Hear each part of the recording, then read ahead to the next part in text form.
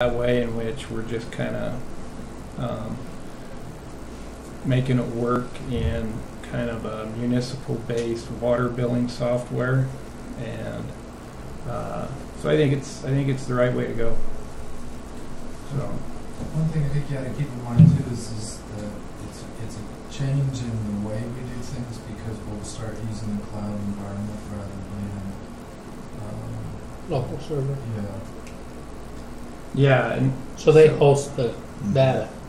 there's a lot of value there too, getting away from some of the things that we would have to do on the FERC and NERC side to keep all of that data secure on our end.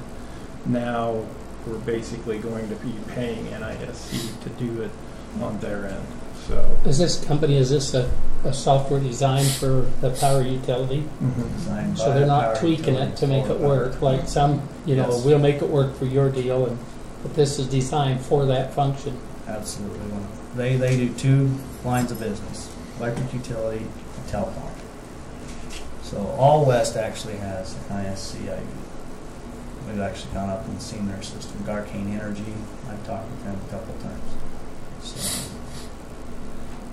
it's actually designed for a utility like us. yes, It's designed for like an interlocal or a REA or a co-op type. And that's how it started, was that one. It also fits so much better with some of the other stuff that we got going in other areas like Harold's project management and mapping, our SCADA outage management, and census as well. I mean, That'll all feed into this. it all integrates so much better so that you don't have this kid out here by itself, which is Cassell currently, as we're trying to integrate these systems down in the operations center. So It's a program that all 35 employees can use yes, and benefit from, instead of the 7 or 8 office staff that you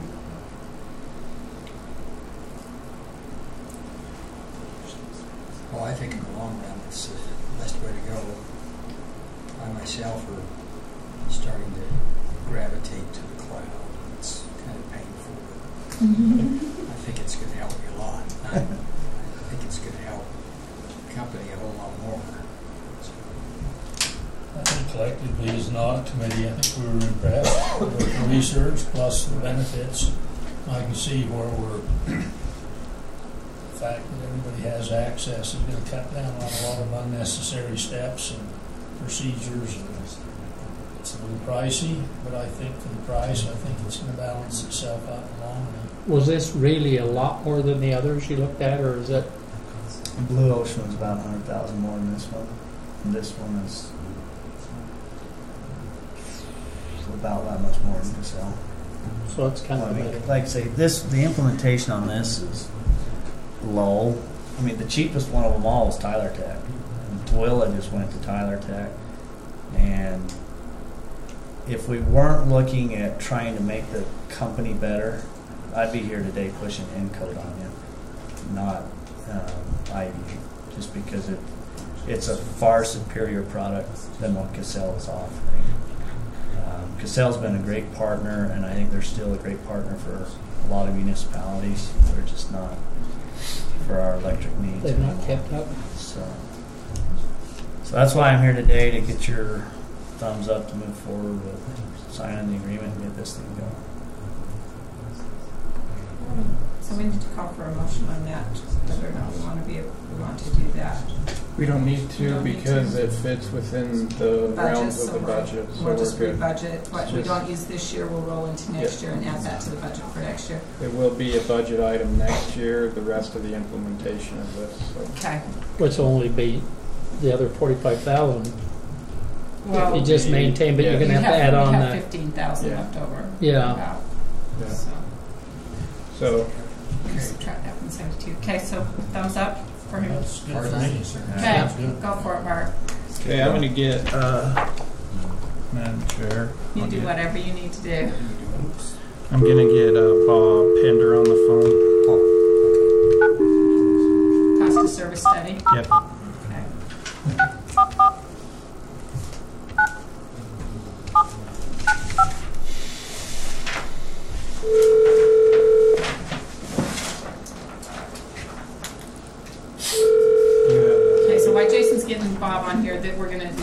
discussion on cost of service study and rate design draft and approval, a public hearing date. Bender. Bob, this is Jason with Heber Light and Power. Hi, Jason.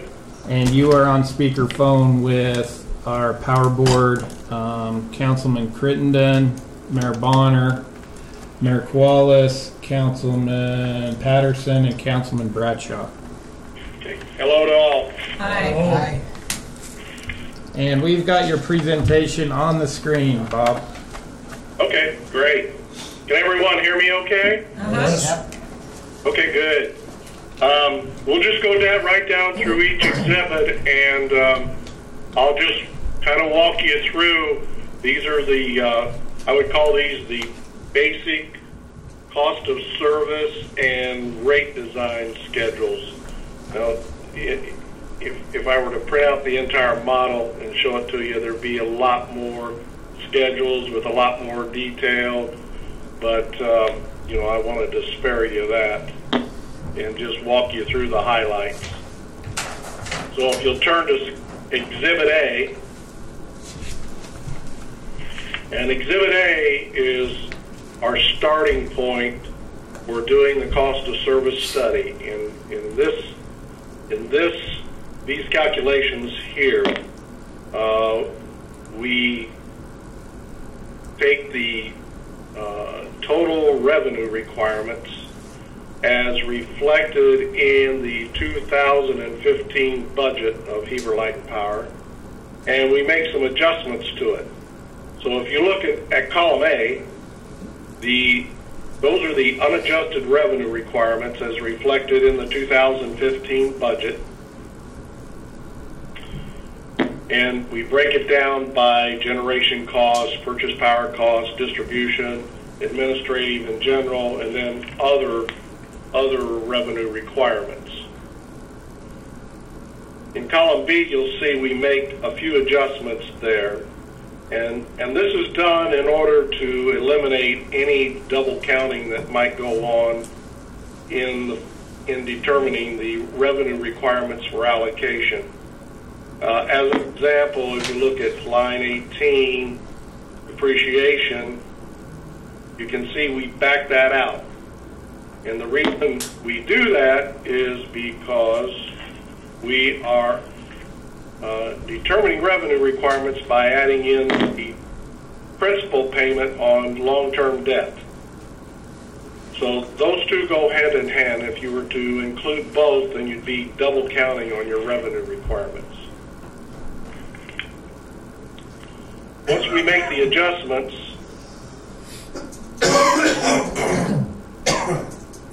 you'll see the revenue requirements for allocation shown in column C.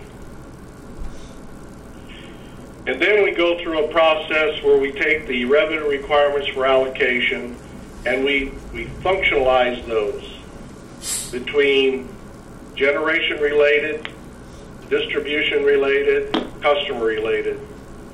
And the reason we do that is because each one of those categories are allocated in a little bit different manner. For example, if you look under generation, you'll see we've broken that down between demand-related revenue requirements and energy-related revenue requirements. And in this case, the majority of energy-related requirements under generation, of course, are purchase power costs, which are shown on line 9. And that's the reason those are energy-related is because Heber Light and Power pays for their purchase power basically on a $1 per kilowatt hour basis. In column G, you'll see the revenue requirements we have functionalized to distribution. And when we get to down to administrative and general costs, we have to do a further allocation of those in order to break those up between generation, distribution, and customer related.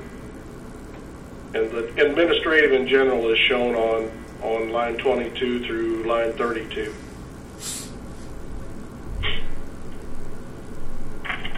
And And the basic way we do that on administrative in general is just to take the salaries and wages expense that we have identified as being generation related and distribution related and customer related, and use that to allocate administrative in general.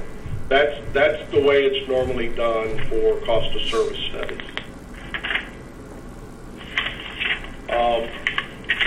If you turn the page,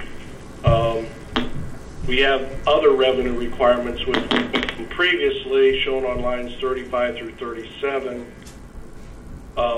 This includes our annual debt service, capital ads paid from cash, and reserve funding.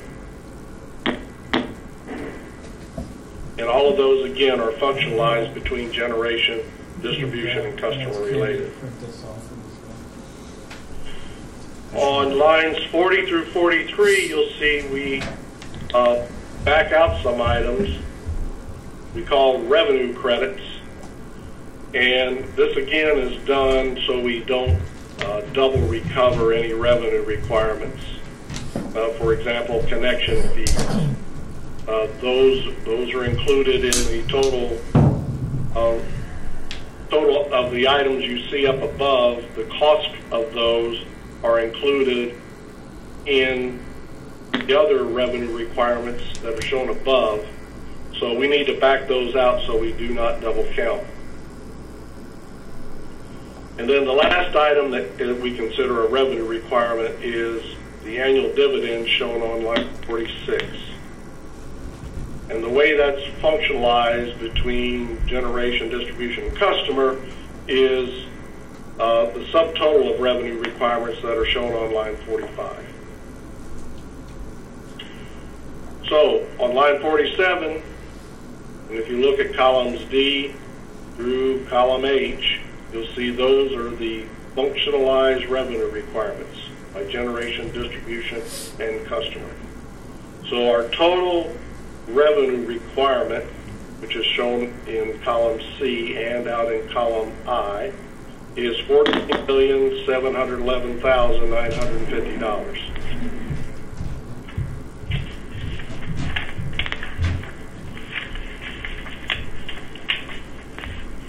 You might be hearing a little background noise. We're getting a bad thunderstorm here in Florida right now. Now if you turn to Exhibit B, this is the cost of service study. And this is where we take the total revenue requirements, the $14,711,000 that was shown on Exhibit A, functionalized, and now we take that and allocate it to the customer classes. And in this case, we have residential and commercial. If you look at lines 1 through 4, these are the allocation factors we use to allocate to the customer classes. For example, number of customers shown on line 1 there would be used to allocate customer-related revenue requirements. Energy-related revenue requirements would be allocated on kilowatt-hour sales shown on line 2. The non-coincident peak demand, CP demand, shown on line 3, is used to allocate distribution-related revenue requirements. And then the coincident peak demand, shown on line 4, is used to allocate generation-related revenue requirements. The allocations, we apply the allocation factors to the revenue requirements, which we determine in Exhibit A. We can see, for example, under generation, we have energy-related, demand-related, and some customer-related cost as well for generation.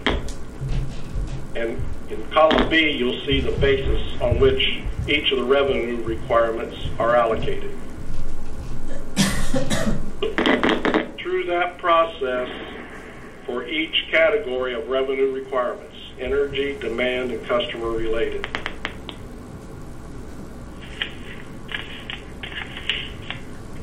And it's just a matter of trying to assign those revenue requirements to our three customer classes: residential, commercial, and street. And if you turn the page, the second page, you'll see on line 37 the total net revenue requirements of $14,711,950. And if you just scan across, you'll see how those revenue requirements in total were allocated to each one of the customer classes. Now in this case, you'll see it's broken down, like for residential, between Tier 1, Tier 2, and total. And that's only because that's the way we gathered the data and analyzed the data, on a historical basis. That's the way the energy, the rates in the past have been determined by those buckets of dollars. Beginning on line 38 is just a summary of demand-related revenue requirements, lines 38 through 43, the energy-related requirements, 44 through 48, and then on the third page it shows the customer-related revenue requirements. So that's Exhibit B. We've now allocated our revenue requirements to each one of the customer classes. Now we move to Exhibit C, which is a summary of our cost of service. And the basic purpose of this schedule, this Exhibit C, is to show us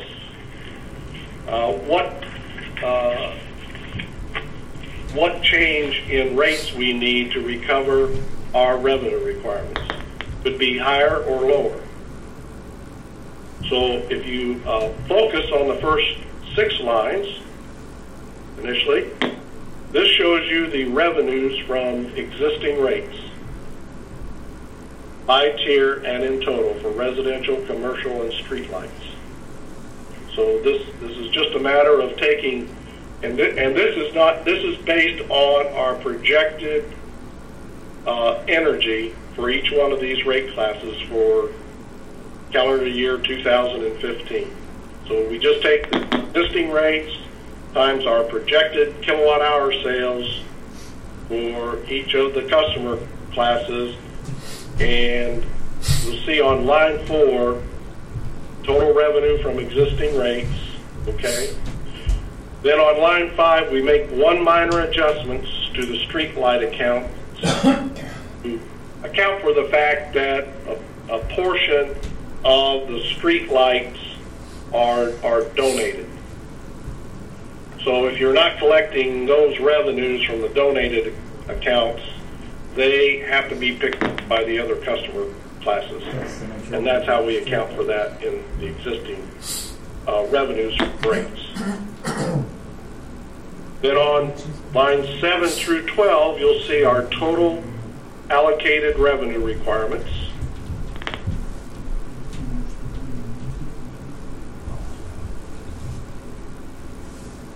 And this just is a carryover from the previous exhibits, our summary of the demand, energy, and customer-related revenue requirements. On line 11, we make a further adjustments to reallocate the donated streetlight accounts. And then on line 13, it shows our revenue, excess, and deficiency. Now here I would like you to just, it's not so important to focus on the tier schedules. Should just focus on the total column when you're looking at the customer class. So for example, under residential, we have a forecasted deficiency of $364,144. That's shown in line 13, column C. Okay? So the unadjusted increase for Residential, for example, indicates need a 4.62% increase. Same with commercial, that's shown in column G. And then if you look at the total system, it indicates a total increase revenue requirement increase of 4.55%. But the reason is because if you look under column H, streetlights, that indicates that we're over collecting on streetlights, as you know, per the cost of service analysis. But we've talked about this in the past, and you know, there needs to be an effort made to try to do a full inventory of the streetlights and get a good handle on the number of the types of streetlights, and possibly in the future do a redesign of rates on the streetlights. If you look at line 16 and look at it across the board, it'd be a 4.55% increase. Lines 18 through 22 show the restated revenue requirements, assuming that 4.55% increase. And the rest of it is just kind of for informational purposes on an average basis of what, for example, line 26 and 27 shows the average cost per kilowatt hour under current rates versus the average cost per kilowatt hour that would be under an across-the-board increase.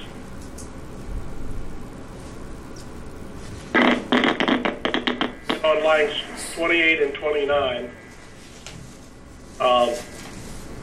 it just shows the per unit rate increase and the percent rounded to the nearest tenth of a percent. So, and that's what we used for determining the proposed rates.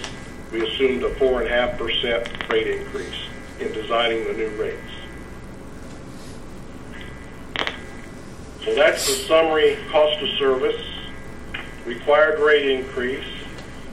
Next, we turn to Exhibit D, which shows our billing summaries under present and proposed rates.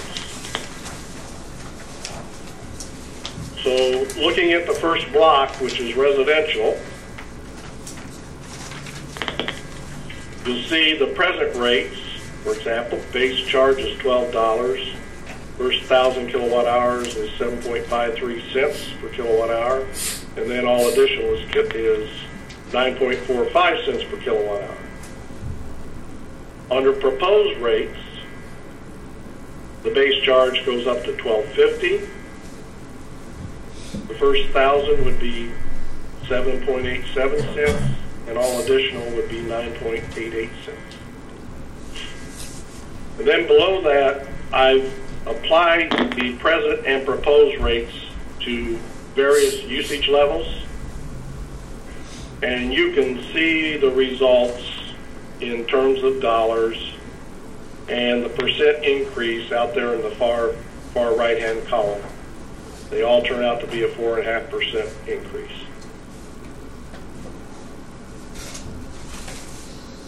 So that's residential. Now, heretofore, as you know, there's only been one commercial class. And all commercial customers need one rate. And what we are proposing, what I have been asked to do, is to design commercial rates assuming three classes of commercial: small commercial, medium commercial, and large commercial. The small commercial would be identified as those customers having a demand of equal to or less than 35 megawatts. The medium commercial would have a demand between I said megawatts, it's KW, kilowatts. The medium class would have a demand between 35 kW and 250 kW. And then the large commercial would have a demand greater than 250 kW. So for designing the small commercial, you'll see the present rates, and these would be the same for all commercial customers. $6.50 is the base charge, and then we have the first 500 kilowatt hours at 14.92 cents per kilowatt hour. Next 500 is at 10.45 cents per kilowatt hour, and then all additional is 7.99 cents per kilowatt hour. Under proposed rates, we have a base charge of $8. This is either a base service charge or customer charge, whatever you want to call it. The demand charge would be $9.50 per kW per month, and then the energy charge would be 7.57 cents for the first 1,000 kilowatt hours, and all additional kilowatt hours would be 4.2 cents per kilowatt hour. So I took those rates and applied it to different usage levels, which you see in the first two columns there underneath, and assumed demand based on an assumed load factor of 40%. You'll see the charges under current rates there, and then under proposed rates. And what this indicates for these usage levels I've calculated is that there would be a % decrease in every case for the small commercial customers. Now you might ask, well, why is that?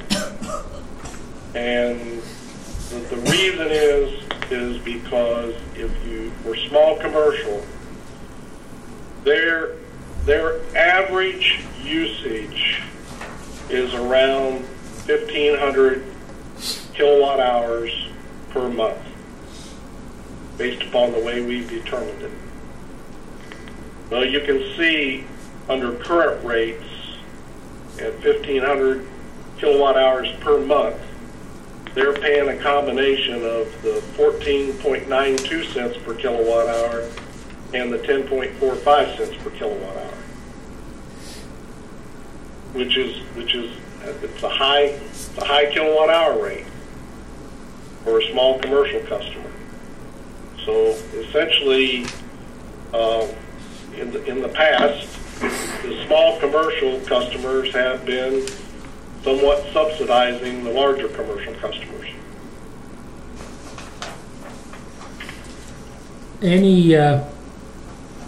Have you done any estimation on, under these new three commercial classes, how many would fit in each one?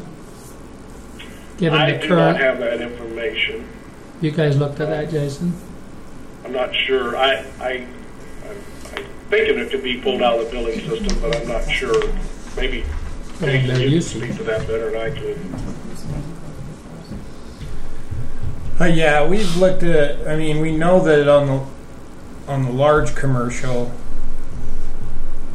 you know, there's going to be somewhere between 11 and 15 that fit into that. And you know, initial looks are looking like in that medium commercial, and we're still kind of running those numbers, but I'm guessing between 30 and 50. Wouldn't you say, Bart? I mean, It's actually close to 200. oh, it's a 200. Yeah, So that's the last 1100. run. So, okay. And so 200 in that medium, This can be your biggest one. And then we'll have 1100 in the small. and then 1,100 is small. 1100 in the Wow. small. Where the small customer, what's that going to do to the total revenue? I guess it balances out.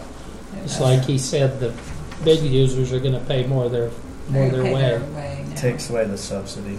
Yeah, fair to the small customer, small commercial. So Any the other total questions? revenue generated would be about a wash. Yeah. Yeah. That's what we're hoping. Yes. That's what's gonna hold. That's always. Any other questions? Go ahead, Bob. Okay. If you turn the page, you'll see the billing comparisons for the medium commercial and the large commercial. And I think this addressed the question I just heard once it out. And so the medium commercial, they're going to get a higher increase than the 4.5% to offset the lower, the decrease in revenues for the small commercial. So if you look at the various, and what we're proposing for rates for the medium commercial is a base charge of $23.20, a demand charge of $9.80. There'd be a first 10,000 kilowatt hours of consumption that would be priced at 6.1 cents per kilowatt hour, and then all additional would be at the 4.2 cents per kilowatt hour. And you can see the impact at different usage levels there, 10,000 up to 19,000. And if you go over to the far right-hand side, you can see in terms of dollars and percent what that means in terms of an increase. And again, it's based on an assumed load factor for this class of 41.22%.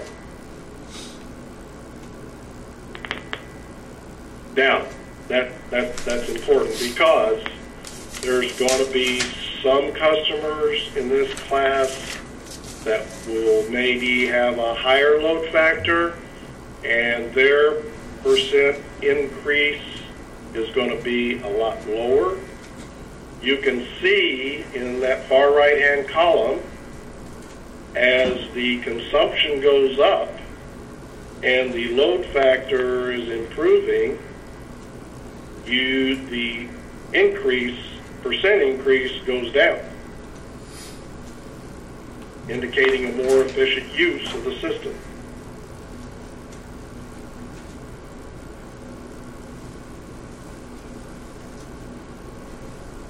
So it's those, and we talked about this the last time, we had, last year's rate study. It is the customers that when you move or migrate from a non-demand rates over to demand, over to rates that include a demand charge, it is the customers with the poor load factors